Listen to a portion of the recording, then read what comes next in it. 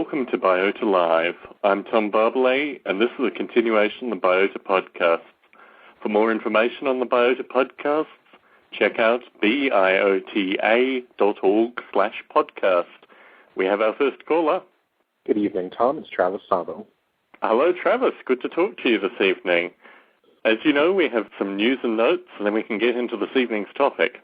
Next episode, Friday, September 12th at 8 p.m. Pacific, Larry Yeager. Now, for folks who aren't familiar with Larry Yeager, he's appeared both in the Biota 2 audio and also at the conclusion of Bruce Damer's London Greysum presentation. But Larry Yeager is just an amazing fellow. The earliest bio information I have on him puts him working with Jim Henson on Labyrinth. He developed Polyworlds, he worked at Apple, and now he's at Indiana as an academic, one of the pioneer academics teaching artificial life currently. So it's going to be amazing to have Larry on next week. I know we're going to probably have a packed list of callers who want to call in and ask Larry a topic, but just to prep you all, Friday, September 12th at 8 p.m. Pacific, Larry Yeager will be on the podcast. And Larry has amazing contact with regards to the early informative artificial life community. I mean, people like Carl Sims, Tom Ray, Chris Langton. I mean, Larry was amongst all of them, and as came through in the London Greysum audio, he has a lot of background to offer in terms of stories and things that you probably wouldn't hear reading a history of artificial life. I'd like to send a congratulations out to Biota alumni Dave Kerr for getting married this week to Margaret. Congratulations to them both. I'm hoping Dave will call in at Biota Live sometime. I know he's in Canada, but maybe we'll hook him up with a Skype connection so he can get a call in and chat with regards to some topics. Well, last week I announced Biota Live Lite, and within a day or so I'd already set up an iTunes account. So if you're listening to this podcast and you'd prefer to listen to a low bandwidth version, or even better, something that divided the news and notes from the main topic, Biota Live Lite is for you. Now, I've only had a single piece of feedback, and that was at extremely slow speeds. There are some issues with regards to downloading. So if you're subscribed to Biota Live Lite and you're having any issues, please get in contact with me, tom@nobleape.com, because this really allows for dial-up folk and folk that have reduced bandwidth issues to get the Biota podcast in a format which enables them to listen to. So I've had some questions and a lot of email this week about the Biota CDs and where some of the traffic associated with the Biota podcast is coming from, particularly because there's been a kind of upsurge in correspondence, as folks who've listened to previous news and notes will find.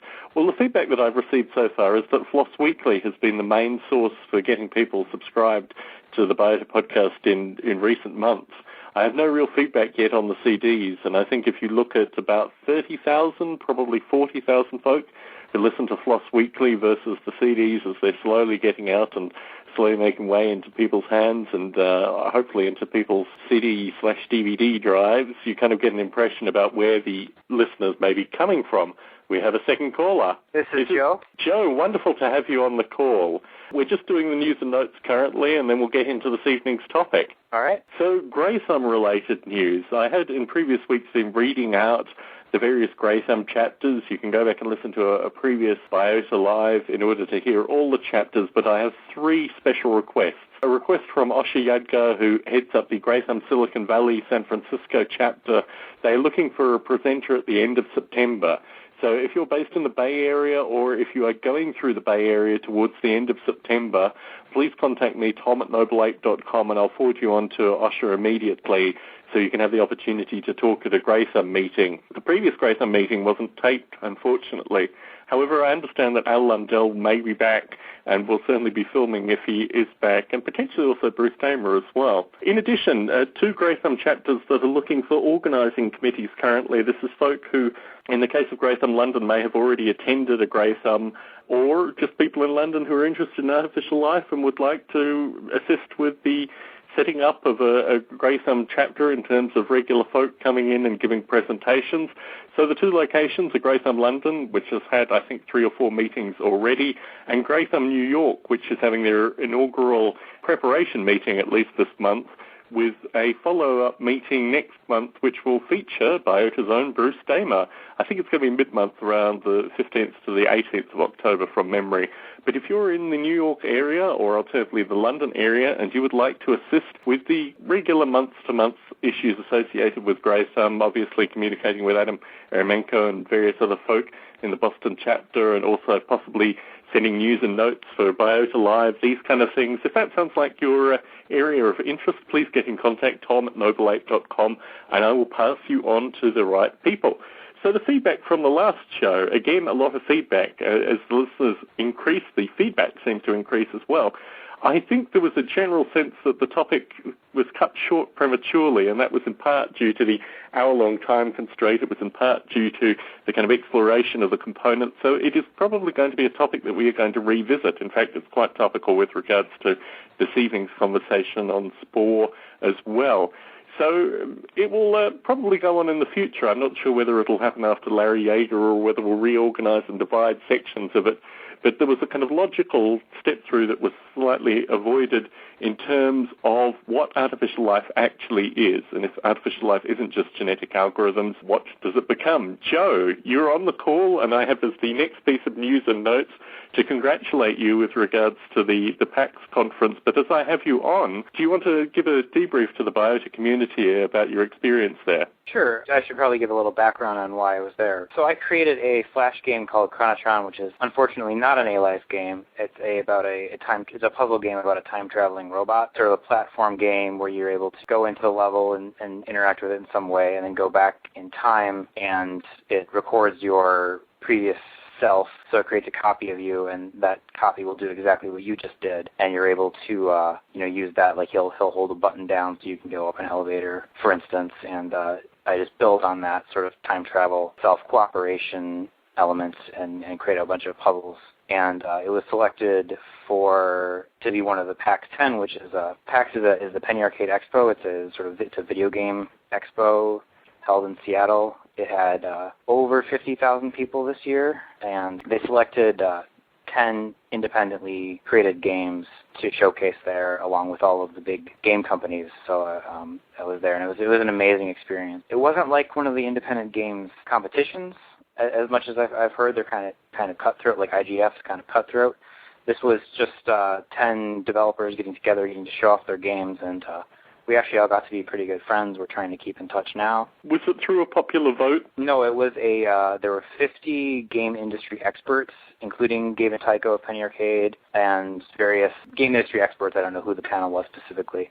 And they were told to select 10 games based on gameplay and fun factor. So some of the games weren't necessarily all that polished art-wise, like mine was a Flash game. They were told just to judge on gameplay and fun factor. So in terms of the numbers, I posted your photos onto the Biota Conversations mailing list. For people who didn't see the Flickr photos, there were hardcore gamers, there were cosplay folk. Can you give some description to the kind of people that were there? This was really almost all ages. Everyone who plays games, casual and hardcore gamers, were there. A lot of the game media was there too. But it's a very different mix. I've been to conventions like Gen Con before, where it's mostly men, mostly age 18 to 30. There were families here. There was a pretty good balance of men and women. A few cosplayers, but just for fun, and it wasn't. I don't know.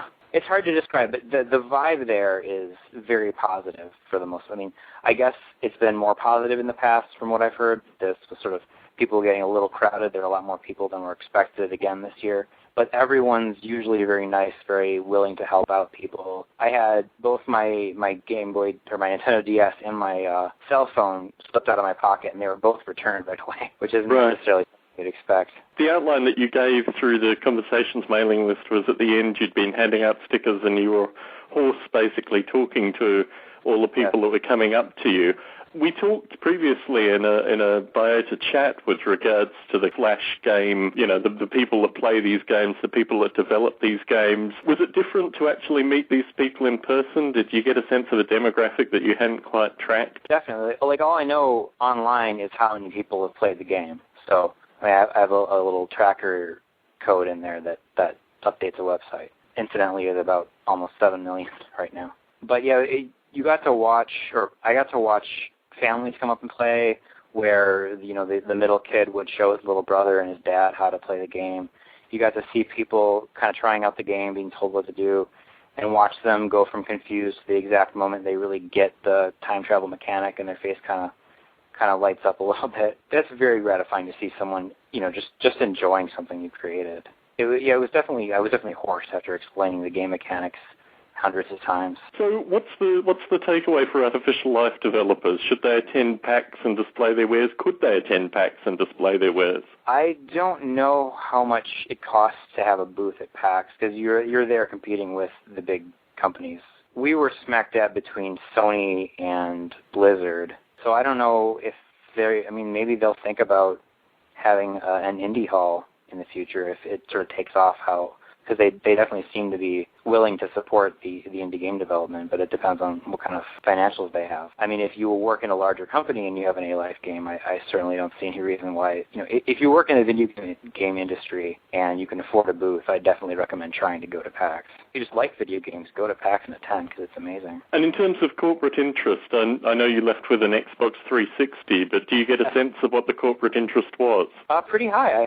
I have a stack of business cards from Nintendo and Microsoft and other people, a lot of games journalists. They definitely want to at least make contact. And a lot of these indie developers, where they have their games on Xbox, or two of them at least, have their games on Xbox Live Arcade. One of them, actually, Stranger Factors 2, is actually being released by Greenhouse. Stranger Factors 2 is being released through Greenhouse, so that's a connection for them right there. Two of the games were student teams, and I think those student teams have already been snapped up by various game companies before the conference. But you haven't quit your day job yet? No, I haven't. I'm loyal to my educational programming right now. I have a lot of control of my job, and I'm trying to promote this idea of educational gaming where the learning comes out of the gameplay and isn't sort of just tacked on where the game is. It's sort of traditional to have the game as sort of the spoonful of sugar that you take with your learning. And I'm really trying to push for trying and doing things and failing. That's how you learn. That's the best way to learn. I'm sticking to it for now. There's also been some correspondence recently, and I also remember correspondence with regards to Flow specifically, about what constitutes an artificial life game. This probably comes into the next topic as well, but I was just wondering if your view over the past 18 months has changed about what constitutes an artificial life game. I certainly thought about it a little bit more. I was trying to prototype a sort of artificial life RTS that I'm kind of hung up for now. I'll maybe get back to it, but it's not going to be in the same platform I was thinking. But I don't think that artificial life has to mean genetic algorithms. I think that even just it's a simulation, so how much are you simulating? How much of life are you simulating? You obviously can't simulate all of life. Does it really matter if you simulate a little bit and call that artificial life? I don't really think so.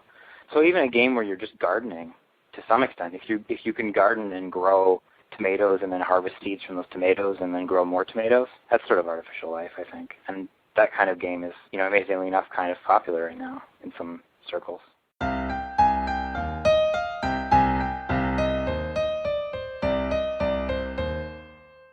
The topic for this evening was coming out with the title of Spore Till You Snore. I have been consuming so much Spore-related stuff over the past 5 or 6 days, I think I'll probably let Travis open with regards to his impressions of the coverage of Spore and what he thinks it means to artificial life. My experience with Spore started back in 2005 when I saw Will Wright talk about it and give the hour-long talk where he described all the things that he wanted to do with procedural programming and demonstrated kind of the basis for it. It certainly has gotten a lot of attention with the release pending, and I understand it's out in a couple of countries now. And I think we're about a day and a half away from the U.S. release here. So far, the coverage has been interesting. First of all, it's definitely very much as described and as promised, in that it portrays this adventure of starting from a cell at the kind of microcellular level, growing and getting bigger all the way through this galactic conquer game, kind of RTS style. And all the reviews so far have converged on the same thing, which is that it's a really, really fascinating toy, but it's not terribly deep as a game, and that's okay with me. As far as I'm concerned, that can be even better, because for a lot of people, this is definitely going to be an introduction to gaming. This is going to be something that a lot of kids are playing in schools.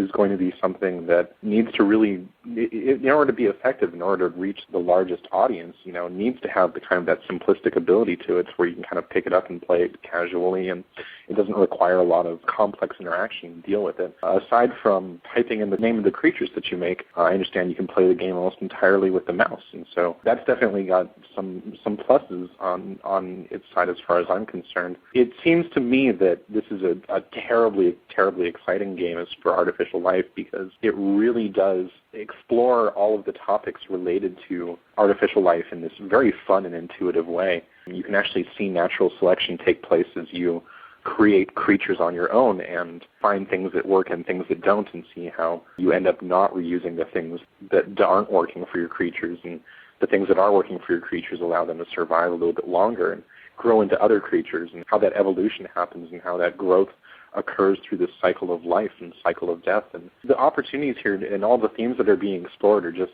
so neat. I mean, that, and I've played a ton with the Creature Creator. It's just a ton and a half of fun. The ability to just kind of slap a bunch of body parts together and watch it animate itself in this incredibly realistic and lifelike way, and then even apply these skeletal animations to this otherwise, completely ununiform skeleton, and watch this creature that is lopsided and has 6 arms and 3 legs dance and do backflips and punch and do all these fun things. It's incredible. It's absolutely just this wonderful mix of graphical humor and artificial life themes combined into this really fun toy. And Joe, what's your thinking with regards to Spore in terms of both how it's been received by the press and also what it means to artificial life? Well, I mean, I would say that getting to design my own animal is kind of why I started getting into artificial life in the first place. It's definitely, I think, an exciting tool. I think if it's just a toy, you get to play with it a little bit, and a young kid's playing this game and then running up to a place where they don't have the control. Maybe they'd really want to. They're like, I wish I could do this. I wish I could create all these other things. Maybe then they'll get into doing it themselves into artificial life. I mean, I found personally that as soon as you hit a barrier in a program, that's when you want to start making your own programs. I see my wife's actually downloading the Spore demo right now to her DS, the Spore Creatures demo. So I mean, I haven't got a chance to actually play it hands-on, but I got to see the presentation at PAX, and you can definitely see the flow influence now in the first game. I agree. I think it's very exciting. It's a little flavor of artificial life, and maybe it will get more people interested in doing it themselves. Will Wright is talking to the choir with regards to the folks on the call this evening. It's interesting, this idea of obsessive dissecting, wanting to explore, wanting to beat or challenge the program, because this ultimately is the mentality of artificial life developers fundamentally, and I think possibly the people who will get the most from Spore, and traditionally the people who have gotten the most from Will Wright's games previously. But what interested me in reading the journalists' analysis, particularly the fast players through, I think the fastest review that I've seen has taken about 5 or 7 hours to play the game through end to end, is these folk who are initially communicating the stuff with regards to Spore in terms of review copies are probably in some regard the antithesis of the kind of obsessive artificial life developer and probably ideal Spore user. Joe, you've had contact with gaming journalists recently. Do you think they're all across the board, or do you think they're fundamentally pragmatic with regards to their jobs? I definitely think they're across the board. I mean, first of all, a lot of game journalism as a thing, as an industry, it's just starting up. Not all of them take it seriously. A lot of them are just doing it as a hobby. They'll just I can start my own website. And so, I mean, some of those people are actually the most professional because they want their website to succeed. But yeah, game journalists are all across the board, and you definitely see that some people are really out there to have their snarky opinions heard and get to say, clever things about how this doesn't work, or clever things about how great this is. And others are really more interested in the games. Across the board is the answer. People play games for different reasons, and if you want a game, you want a storyline, maybe then Spore isn't for you. If you want to play with a big, crazy world with all the stuff going on, and it's just a nice big toy, then maybe it's more for you. But I have heard that you kind of get railroaded a little bit into the next stage. I kind of feel like once I got to the creature stage, I'd want to stay there for as long as I felt I really wanted to before moving on. So I'm a little disappointed hearing that, but maybe I'll get to go back after I beat it. I don't know. Certainly, I mean, this is what I'm seeing in the reviews, and this could be something where the reviewers just aren't receptive to the difficulty in terms of interlinking. I was reflecting on owning pets recently with regards to these transition of sizes. We have turtles now, and they grow from very small creatures into actually quite large creatures. In terms of your designing games, Travis, have you encountered this idea of kind of size transitioning, and if you were Will Wright or if you were on the Spore team, how would you do the transitions between the various scales associated with Spore? It was actually in 2005 that Marcus and Sean and I came up with an idea for a game that had these themes in it. We actually encountered several people who were working on a similar theme, which is the idea of being able to zoom from the microscopic layer all the way out to the galactic and beyond layer, and doing it in this very transitionless way. I think that the way that Will Wright approached it, and he kind of even demoed this in his 2005 thing, which actually came as a bit of a surprise to us when we saw it kind of later in the year, because we thought that this had been sort of like, you know, one of the things that we were working on in secret, and here's somebody else is already doing it in a big game. One of the things that, you know, that immediately kind of occurred to us is just iconifying the things as they get smaller and smaller. So as you move further away from a city, the city fails to become the detail of the city itself and becomes just the static icon of it to represent its location on the map, but not necessarily its actual detail of it. This is a process that's very similar to something called MIP mapping, which is where you keep several different resolutions of the texture in memory at a given time and then display the appropriately sized resolution one for how far or how close away you are. So you can apply this at not just a texture level, but also kind of a scale level where you keep multiple models of the same object in memory of different resolution and just display the appropriate one. So when you get out to the point where you have to show 50 or 60 cities at the same time, you're no longer showing these big complex models of the cities with all these interactions happening within them, even though you may be internally still tracking those representations. The other thing is very simply anticipating when you're going to need that data, when knowing ahead of time that the ship is moving in through the atmosphere, so it's time to better start loading those models into memory and getting that data into memory. And so having kind of a preemptive sense about what the player is going to do next and throwing up a little bit of veneer and the imagery in order to keep them satisfied while we kind of move through the clouds of the atmosphere or whatever, while we load the data as we come down into the city, or vice versa, right? Have some effect or something to kind of, you know, throw in front of the user for a minute while we say, while we don't say loading is the idea, right? You sort of see that to a small extent in a game like Katamari Damacy, where you start at the size of a thumbtack and you get to be about as big as a continent. But they handle it in a sort of similar way. They handle it, there's a transition where you sort of feel yourself growing and you can tell that they've unloaded some of the smaller objects and simplified a lot of the medium-sized objects for you. But, I mean, in terms of procedural programming, this is where Will Wright could have really shone in his choices of procedural algorithms in terms of what you're talking about with regards to the depth of view. I mean, I think this is something that, as someone who's played for quite a number of years with procedural algorithms on landscapes, they are very beautiful, and here I'm not even talking about fractals, I'm talking about a wide variety of algorithmic methods. They're very beautiful at doing particularly coastline zooms down to grains of sand and kind of sub-grains of sand in some regard. So, I mean, that was one of the things that I thought would have been really interesting if Will had taken the kind of procedural Bible to the kind of nth level and had a game without transitions that purely used optimized procedural algorithms in order to do all the depth of field. Now, as Travis has noted, there is some additional issues with regards to obviously large-scale processing, but I think there was a certain discussion of SETI at home in the initial phases of development. And again, when I first heard about it and hearing about the SETI at home development being the inspiration, my thought was that Will Wright would utilize a similar kind of technology, particularly with the rise of network games, in order to utilize this. I mean, what I'm getting to here really is the idea that if Spore defines a genre, the artificial life development community is perfectly placed for all the Spore clones that could come out in the foreseeable future. Joe, I mean, you've just come from the PAX conference. Do you get the sense that the contemporary gaming community, in terms of the development community, could produce Spore clones currently? Yeah and no. I mean, a lot of that technology for procedural movement has sort of been used, but I get the feeling that they have a lot of research in there. I mean, I guess you could make a Spore-like game without having to do everything that they do, without having to do all the creature creator with all the procedural stuff. You could just sort of throw together lots of different body parts that kind of fit together in a way that's predetermined instead of procedural. But it's hard to say Spore clone because it's really its own thing right now. But there's definitely lots of things in Spore that I think you could take and make into a different game. I mean, obviously, a lot of things in Spore were taken from other games and put into Spore. Like, for instance, the cell level. I mean, that's very Flow-like, and that Flow was never really even a game.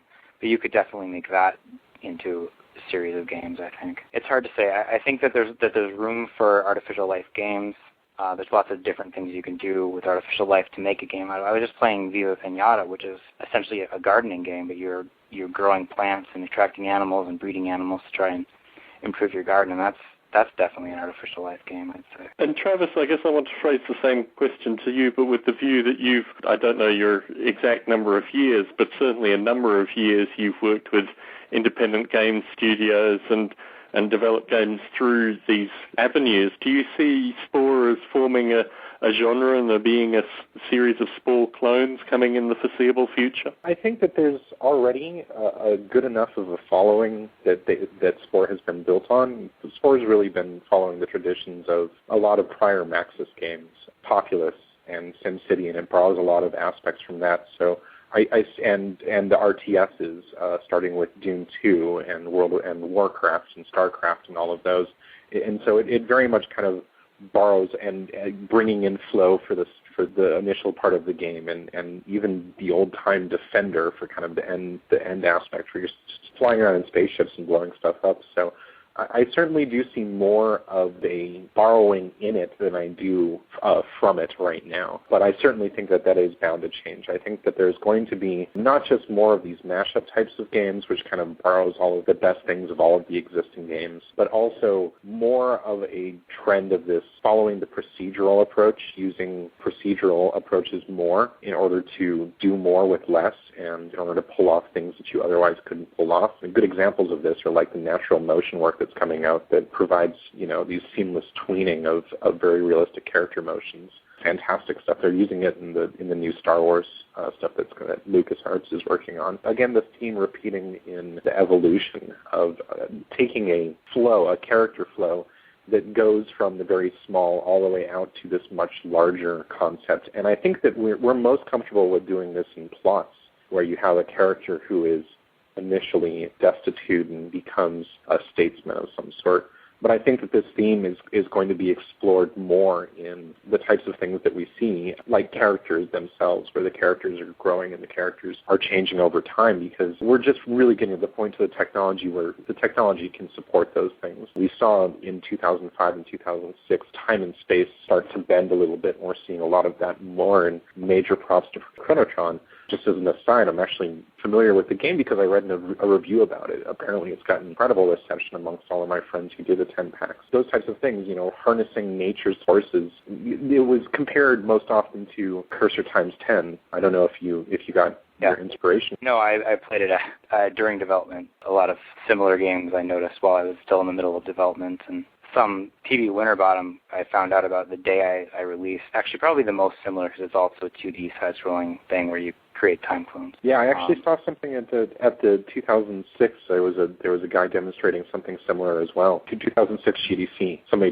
demonstrating something as well. Anyway, these themes are definitely going to get repeated over and over again. The theme of time changing within the game, the theme of harnessing the forces of nature within the game, the theme of characters growing and evolving over time. Finally, I just wanted to mention that it's interesting that you brought up fractals, Tom, because the nature of the game is fractal in nature. Both in the idea that in a fractal you have an increasing amount of information in a decreasing amount of space, infinitely more information with infinitely less space.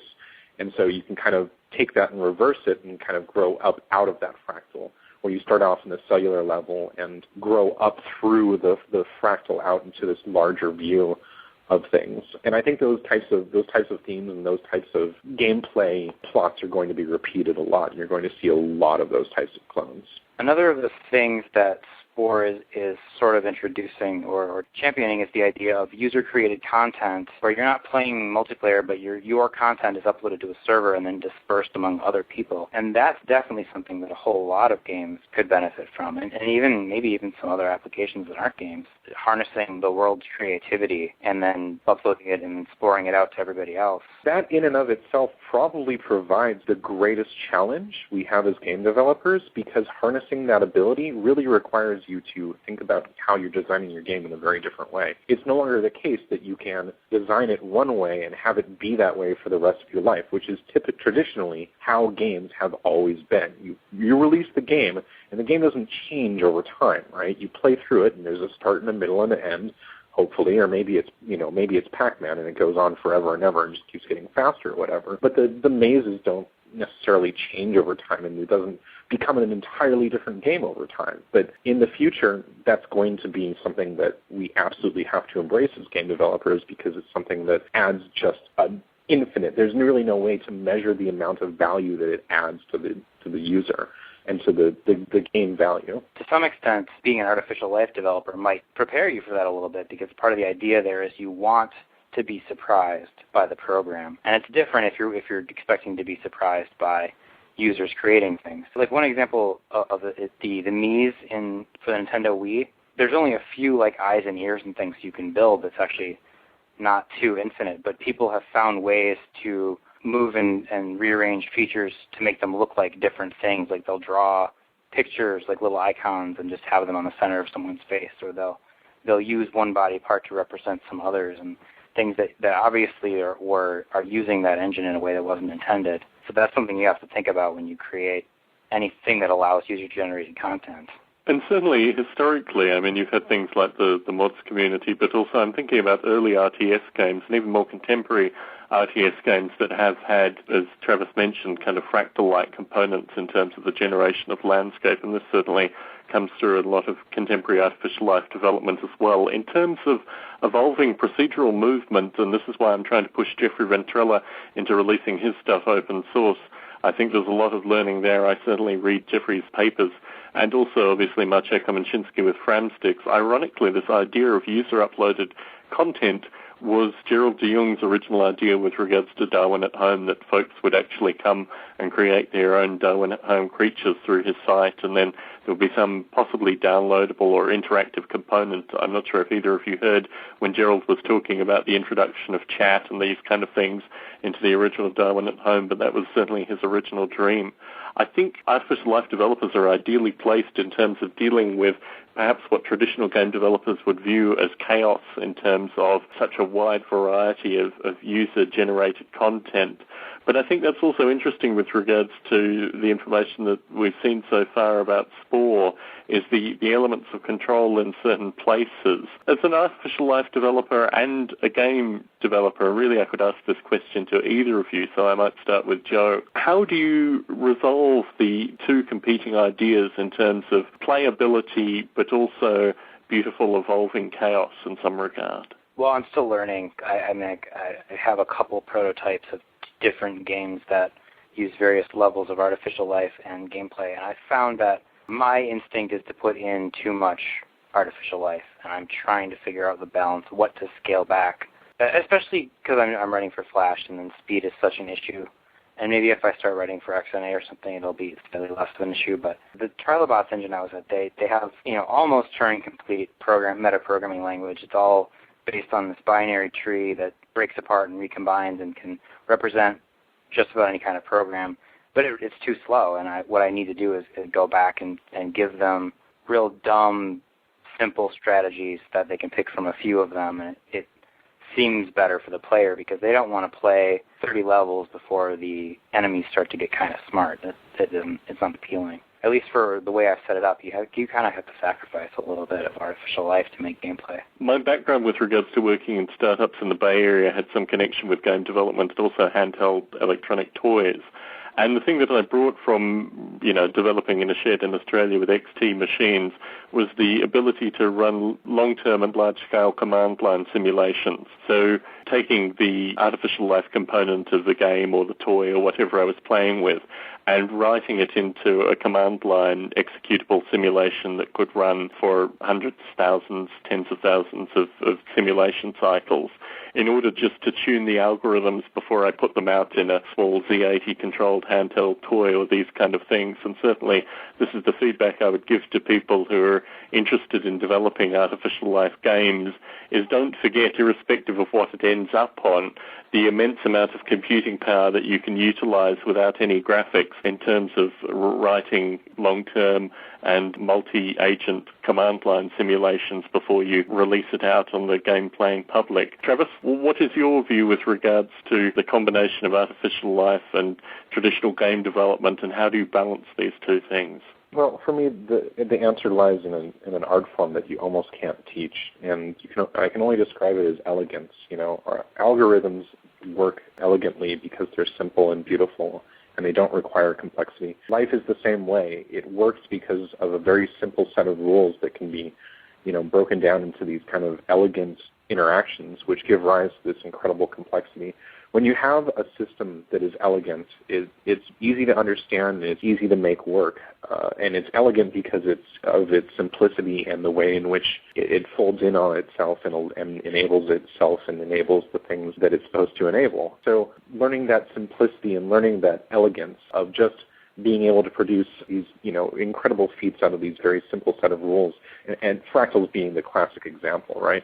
From the classic set of 9, for every take a line with a hook. For every surface on your line with a hook, add 9 more lines with hooks. And this is the classic Mandelbrot fractal. And you just keep on doing this and doing this and doing this over and over again, this very simple repetition of 9, and it gives rise to this incredibly beautiful kind of bug-like pattern that can be recursed infinitely deep into. And so that concept right there, that elegance of, it's just 9 repeated over and over again, that's how you harness these concepts and really build them into the thinking of what it is you're doing, right? And to turn the topic on its head a little bit, one of the things that I've watched in wonder and certainly talked about, I think possibly with Joe, but certainly with Brian of Graythumb, is the idea that the artificial life community can utilize things like Spore in terms of ways of communicating abstract ideas that exist in the artificial life community, and also introducing what we do in the artificial life community to a far broader audience. Certainly reading the Spore reviews, the discussions, the press releases, these kind of things, a number of the topics that we've already discussed on Biota Live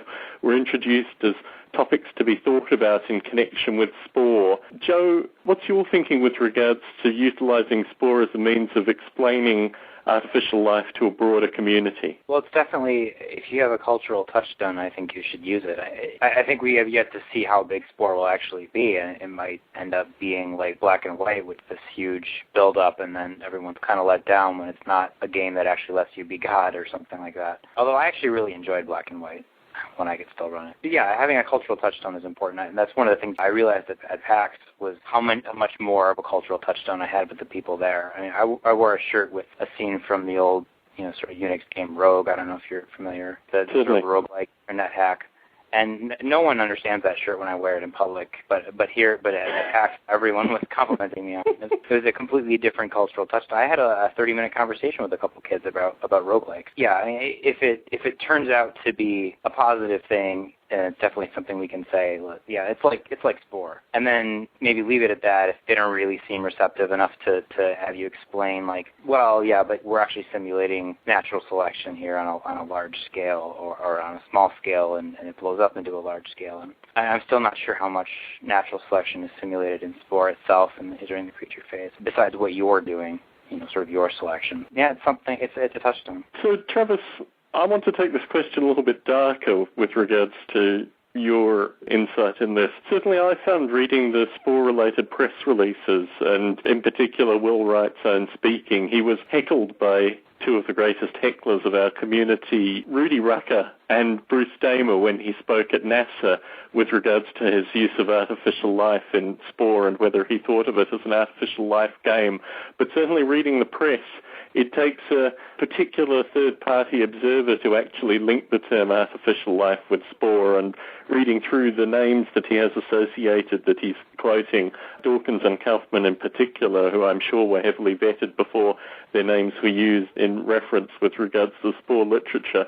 How do you see the artificial life community almost, I don't know whether we're hijacking or whether we're getting involved in that regard, but when there seems to be an apparent division between what EA Maxis wants to publicize about Spore? First of all, there's the opportunity here, which is to recognize it for what it is, and that's this wonderful learning toy. And EA Maxis wants to publicize it as a game, and I don't think that people are going to necessarily buy that. They know what a game looks like, and they know the difference between something that you play for hours and hours and days and weeks and months and years, and that's World of Warcraft, and that's not what this is. And people know the difference between it. However, the opportunities here are, I think, laid out before us as far as I'm concerned with the design. You've got the design. You see it all around you. You take things like World of Warcraft, or even better example is EVE, where you have this universe of kind of persistent areas that people can live and exist and work and play in, and you allow for the changing of it over time, and you allow for players to come in and do the things that they want to do and change the environment in the ways that they want to change, and grow it and add to it in the ways that they see fit. And this is the theme that is just kind of being overlooked a little bit, I think, as far as like some of the releases of things like Warhammer and all of that stuff. Is if they got the realm to realm and they've got the different players playing against each other, but they really don't have this idea of growing things and changing the world. And so the opportunity here is to kind of hijack that as an example of where they got it right, of where gaming as an industry really should be taking its examples from. This is a game that figured out how to not keep the environment static and how to change the environment over time and keep people coming back to, or keep people playing it and contributing, content to it. And I think that as a community, we really embrace those concepts of, the world doesn't have to be static. The world can be dynamic. The world can come alive. The world can grow and change. And Spore is a classic example of where this works out. I think it'll be a real win for the community just as a product. I was going to actually say that too at some point, that these virtual world games really need to be less static. I think a lot of the players feel that way too. A friend of mine is a games journalist who almost completely focuses on massively multiplayer games, and that's one of the things that he's been trying to push for too, or at least get people to talk about. Is they want to change the culture of a society. You're playing this sort of huge social experiment, but there's nothing really changing besides what the writers decide changes. It's maybe a little frustrating you feel a little impotent maybe. But I will say that one of the challenges for artificial life, if you're simulating an ecosystem, one of the important things is the rule that you don't get more out of it than the energy you put into it. You know how much sunlight's going into your world, so you can kind of say, well, this much energy is being lost to friction or heat, and this much energy can be used to create these kinds of foods. The problem with these virtual worlds is that you've got these people popping in and out, and so you don't know how much, I want to say energy or matter, you don't know how much you have in the world, and so you can have a lot of people log in and really change the landscape without the kind of balance that you'd have in the real world or in a virtual world where you controlled how many entities were always in there at the same time. So I think that's one of the things that people have found is a difficulty. I don't know if any of you were aware of Technosphere, which was a sort of artificial life experiment. There was a website called technosphere.co.uk. I think it was associated with a museum somewhere in the UK. But it allowed you to kind of build an animal out of a few parts. You got to choose some mouth parts and some leg parts, and it would create some stats for the animal, and you name it, and it would send you email updates on how the animal was doing in this big virtual world that you got to kind of see some photos of. But there was no cap on how many people could build predators, and so more people built predators than herbivores because the herbivores were all killed right away. The predators would all starve to death right away because they'd completely obliterated the herbivore population. it didn't become a balanced population because anyone could create an entity in that world at any time. Another curious point was that Spore shares a Wikipedia page with Noble Ape as a god game, and I think it's interesting looking at the publicity associated with Spore, how Will Wright has been able to try and avoid offending what would appear to be a relatively large demographic in the US with regards to putting both evolution and 7 Days of Creation together in various press releases. Travis, what do you think with regards to how to sell these kind of games? Tell them the truth, which is that things that change and surprise you are really fun. It's really a challenge to, like Joe was talking about, really a challenge to kind of find that balance and that dynamic. And learning about these things is actually incredibly enlightening, and being enlightened is always a ton of fun. Joe, is there anything exciting and new that you're working on currently that we should talk to you about in a few months' time? Maybe. There's stuff up in the air, so I'll get back to you on that. I do get a lot of interlinking correspondence, sometimes occasionally from Travis, but from other members of the community with regards to little game-related projects they're working on. And as a personal note, I'd always like to share this intellectual property as a community. So if there are Spore clones that are coming out, at least they're based on the vast amount of community knowledge. I'm not sure, I think I've passed a couple on to Travis in the past, but certainly if you are looking for people that have particular skill sets or particular knowledge areas, I do get a lot of correspondence in that regard. And really this goes out to anyone listening to Biota Live as well. If you have various components, I know iPhone-related programming is something that John Klein currently owns in the community, and I'm moving very slowly in that direction. But have you thought about mobile games at all, Joe? I have. I keep getting pushed in that direction by various people. I think computing is going to move mobile pretty soon anyway, so yeah, it's something to look into. There's a lot of cool little particle toys to play with on the iPhone, I've noticed. It lends itself perfectly, the interface, for a number of artificial life-related games. So, Travis, are you going to be on the call next week with Larry Yeager? Yes, I plan on it. Yeah, he's a wonderful fella. I mean, in terms of all the aspects of artificial life, both historical and also novel insight. So I'm really looking forward to talking to Larry next week. I know Ed said that he would be calling in as well because obviously Great Indiana is going to be set up in the very near future, and Larry has a number of students obviously in the Indiana area. So I'd like to thank you both very much for chatting on Spore for the necessary length of time. It's been wonderful. If folks want to correspond, tom@nobleape.com. I'll get you in contact with both Joe and Travis. If you're interested in the Biota Conversations mailing list, that's also a really easy way to contact them both. Look forward to talking soon. Great, thanks. Thank you.